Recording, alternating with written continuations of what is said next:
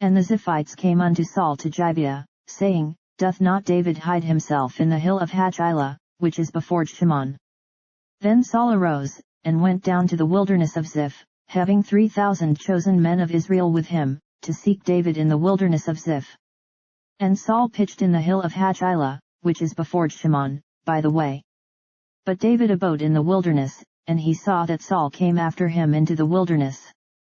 David therefore sent out spies, and understood that Saul was come in very deed.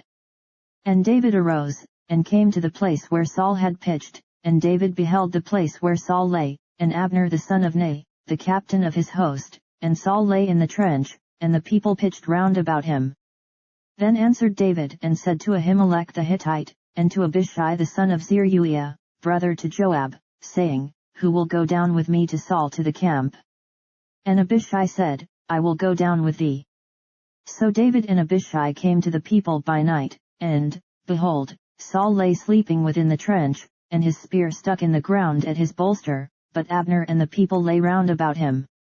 Then said Abishai to David, God hath delivered thine enemy into thine hand this day, now therefore let me smite him, I pray thee, with the spear even to the earth at once, and I will not smite him the second time.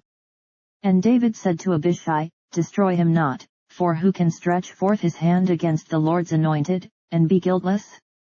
David said furthermore, As the Lord liveth, the Lord shall smite him, or his day shall come to die, or he shall descend into battle, and perish. The Lord forbid that I should stretch forth mine hand against the Lord's anointed, but, I pray thee, take thou now the spear that is at his bolster, and the cruse of water, and let us go.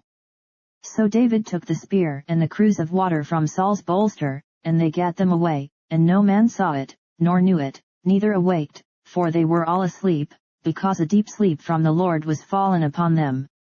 Then David went over to the other side, and stood on the top of an hill afar off, a great space being between them, and David cried to the people, and to Abner the son of Ner, saying, Answerest thou not, Abner?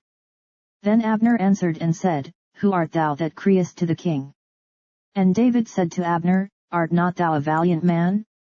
And who is like to thee in Israel? Wherefore then hast thou not kept thy lord the king? For there came one of the people in to destroy the king thy lord. This thing is not good that thou hast done.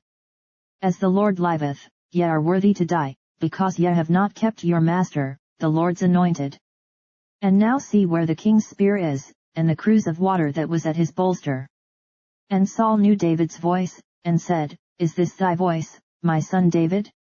And David said, It is my voice, my lord, O king.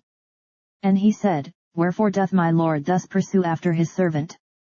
For what have I done? Or what evil is in mine hand? Now therefore, I pray thee, let my lord the king hear the words of his servant.